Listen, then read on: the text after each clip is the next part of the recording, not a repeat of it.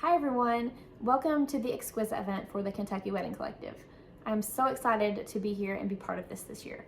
My name is Shayna Johnson and I am a wedding and portrait photographer based in Benton, Kentucky. I have been a full-time photographer for about 3 years now. My first wedding photography experience was when I did my brother's wedding about a decade ago. So, ever since then, I've had big dreams of doing weddings all over the state, as well as a mountaintop wedding and maybe even a Grand Canyon elopement. If you can't tell, I love to travel, see new places, and I love that in this career, I have the ability to do that. So today we are talking about the 1, 2, 3s of planning your wedding without a wedding planner. As a heads up, this is going to be a lot of material. So get excited and just know that I'm going to give you as many suggestions as possible for planning your perfect day. This is a completely different perspective because I am a wedding photographer and not a wedding planner. Many of my brides have not hired wedding planners just due to budget reasons, but no worries, we navigated through all of those just fine and it was beautiful. The experience I have with all of this led me to realize that maybe this would be a good topic to cover.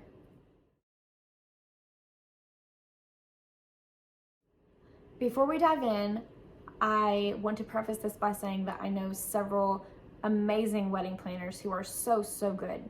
Wedding planners obviously have a huge role in the wedding industry as they are so creative, organized, and connected.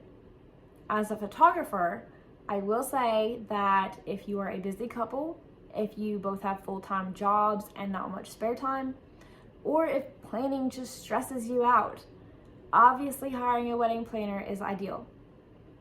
Really quick, in case there's any questions about this, a wedding planner is there from start to finish. They help you with every vision that you have for your wedding day. They're your best friend during the planning process, helping you set on a budget, pick invitations, cakes, all the decor, getting appointments, finding vendors, booking vendors. Sometimes they might even give you options you didn't even know you had. They're amazing. So, if hiring a wedding planner is within your means, it is not something I would ever even think twice about. Just do it. A wedding coordinator is a much more logistical person and basically a godsend on your wedding day. The coordinator makes sure that the day runs smoothly from start to finish, that you're on time, that everyone and everything has arrived and is set up and taken down and sent back. I will always recommend hiring a wedding coordinator just so everyone can be more at ease on the wedding day. Because for my past brides that haven't hired coordinators, I've always suggested them have a close friend or family member who knows most of the people in the bridal party and maybe the family even. At least have that person play coordinator for the family photos. This way, there's someone to tell me who Grandma Jones is or track down Uncle Frank and so on and so forth. So like I said earlier, sometimes there are brides who have chosen to spend money elsewhere in the place of hiring a wedding planner. Maybe they've overlooked the role, or maybe they want to do it themselves. Let's face it, planning your wedding is really special. And that's why I'm here to give a few pieces of advice from all of my experiences. When I was planning my wedding, I was a senior about to graduate college. I was paying for the wedding myself and really had to think about my finances and what I considered the most important in my wedding planning process. Now, I'm not saying this because I'm a wedding photographer, but my husband and I, did book our wedding photographer first. We knew out of everything that we bought and every vendor that we hired that the pictures would last forever, and we definitely wanted our wedding documented by someone amazing. Someone who would make even the smallest wedding just look incredible. Our outdoor do-it-yourself wedding wouldn't be over the top by any means. So that's a little something to take into consideration when you are looking at and budgeting for your wedding photographer. Actually planning your wedding. Okay, here we go from the very beginning, starting from the top. You said yes. You have a ring. Congratulations. The hopeless romantic part of me wants to tell you to bask in that and just enjoy that moment for a couple days at least. Just be excited. Before you know it, you will have picked a date, maybe even a ceremony time. You will be choosing styles and color schemes and just be headfirst in all things wedding.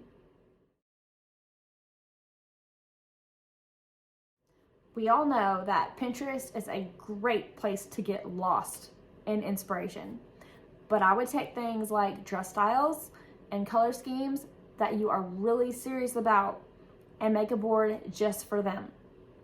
Or better yet, print them out and actually make a style board that you can put in your living room and look at. When you are ready to start planning, you need to get yourself a notebook to put facts in. If you're wondering, what am I talking about? I'll explain. You've probably seen all the wedding binders, planners, kits that are out there. They're great and fun, but sometimes they can be a little bit daunting. I have found that if you're hiring a wedding planner, it's a great tool to give them so that they can see all of your visions. If you're planning your wedding on your own though, I think they have a little tendency to be a bit overbearing or help you get carried away. And generally, we don't need help with the getting carried away part in wedding planning. There are lots of tools out there that will help guide you in the wedding planning process without being excessive, so to speak.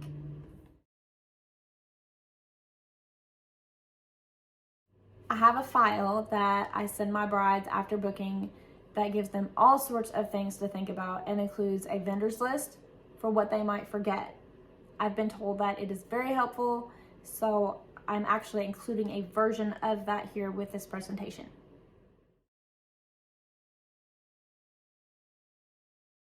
So in your notebook, and keep in mind we already chose wedding colors and kind of got some dress ideas earlier. So the first big item that no one ever wants to talk about, that goes on page 1, and that would be budget.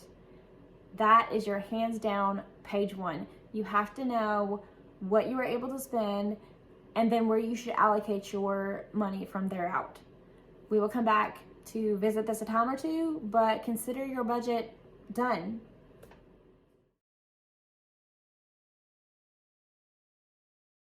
Secondly, on pages 2 and 3, make a list of what vendors you want to book for your wedding. And then on page 3, reorder them in order of most important to least important. What vendors do you need?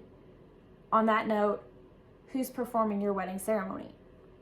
What vendors do you really want as part of your day? If you already have a vendor in mind, write their name off to the side and inquire with them as soon as possible so you know what their rates are and if they're available.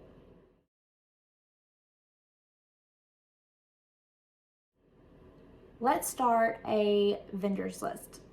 This is not in any particular order, we're just writing things down. The photographer, that's a given, right? The venue, because those book up fast. And I will say that sometimes if you have not chosen the venue yet, your photographer, if you've booked them first, might have some ideas for that. Another vendor that is surprisingly overlooked is a florist. A very good friend of mine is an excellent florist, and she's told me so many times about brides who have called her like 6 to 8 weeks before their wedding day and wanted to book her because it just slipped their mind that they needed to have flowers. So unless you're planning on having your bridesmaids and yourself carry puppies down the aisle, which wouldn't that be adorable? I think that floral should probably be somewhere near the top of your list.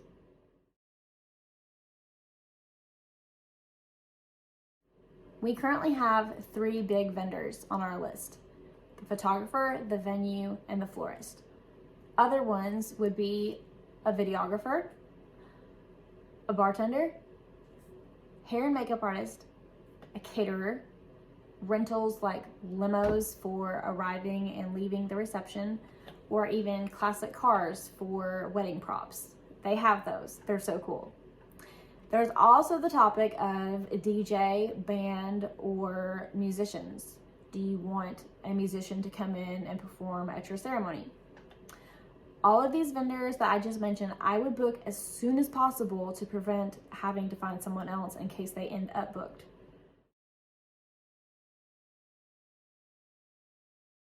Page 4 of your planning notebook will get really detailed from answering the questions below. Ready? Are you mailing out save the dates? What kind of wedding invitations do you want?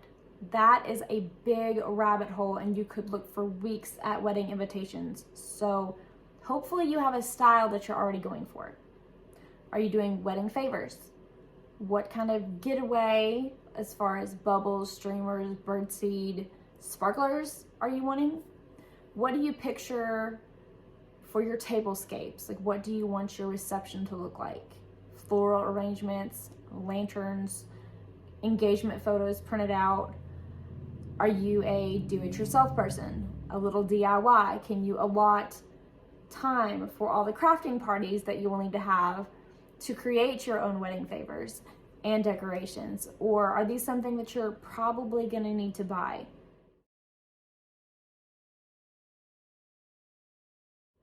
Touching back on the budget for a second, check with your venue to see what they include with booking. That could even help you choose which venue you pick. So make sure you find out everything that's offered prior to signing the contract. I've seen some venues that provide a whole lot, especially for receptions. So you could cross so many things off your list with what some of these venues provide. Ask yourself and run the numbers to see if it's going to be cheaper and less time consuming to combine some or all of your decorating budget with your venue budget if the venue provides most, if not all, of the decorations and extras.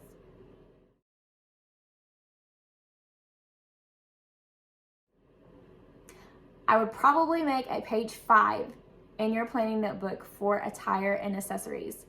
No, it's probably not going to consume a full page, but it might be more than you think off the top of your head. You might have to purchase your wedding dress, make alterations if necessary. Now I say might because some brides just make alterations on their mother's wedding dress and use it, which I think is super sweet and sentimental. Even if you're not buying a new dress, you might still need shoes, jewelry, and a veil. Keep in mind, I'm kind of going on the steep end of this list. You may already know some of this or have it covered. Will your bridesmaids be purchasing their bridesmaids gowns, or will you? Are you running grooms and groomsmen suits, or does at least your groom already own a suit? The size of your bridal party is also something to think about. We all want all of our family and our friends to be involved, but the more you add, the more expensive your wedding becomes. You might not be buying bridesmaids dresses, but each bridesmaid needs a bouquet, which changes the budget for your florist. Will you have a flower girl or multiple flower girls or a ring bearer even? Take into account their attire too, and don't forget their shoes. Also, on this page 5, I would add hair and makeup and even getting your nails done for anyone that you want having that extra pampering on that day. Are you including moms in the hair and makeup?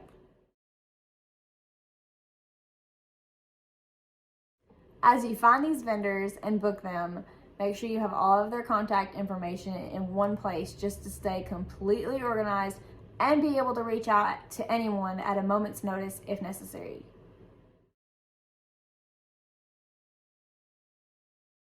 Now, all of these things are obviously not happening in one day. That's why this is just a lot of material and why it takes so long to plan a wedding. Some people plan their weddings and get married in 6 to 8 months. Now others take 12 plus months to plan their wedding and get everything together. I always consider sooner the better when it comes to booking wedding vendors and getting wedding specifics done. You can look at it this way. Some bridal gowns take months to come in, and alterations take at least several weeks on top of that. Create a checklist, and don't forget to check things off as they're complete.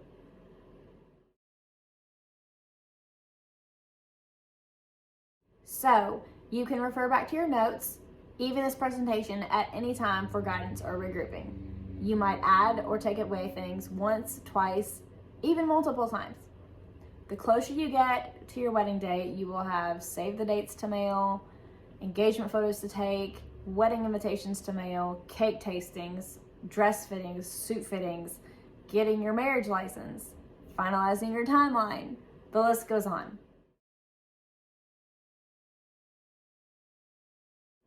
Also, I did want to touch on the timeline topic.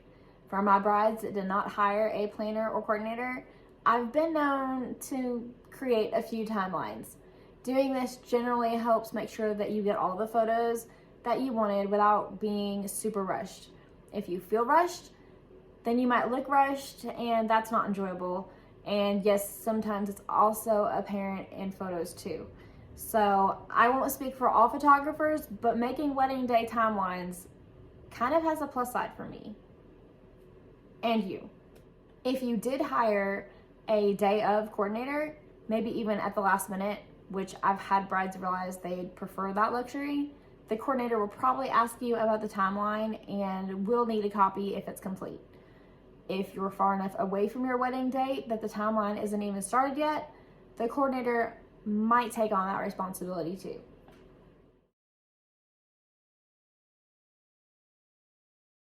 I've given you many things to think about, and you might want a little help. So enlist help from your wedding party, your best man and maid of honor. Oh, guess what? Use my checklist. This is another file that I'm including here today, just a small overview of basically everything we've talked about. I truly hope it's a tool that you will use as you take on this wedding planning adventure. Okay, breathe. Yes, that was a lot. But you just planned a wedding in under 25 minutes? That's crazy for anyone, so don't stress. There are other things that we could add to this, but you know my perspective and experience is as a wedding photographer and not a wedding planner. This again is why wedding planners are such important and amazing people. Thank you for being here today. I am so glad to have been part of this amazing event, and I just want to thank the Kentucky Wedding Collective for having me. It's so neat to get to present something along with so many other great vendors and artists. Feel free to ask any questions and reach out to me if you are about to start planning your wedding and you're looking for a photographer. I do hope this has been some insight for you as you begin planning your wedding day.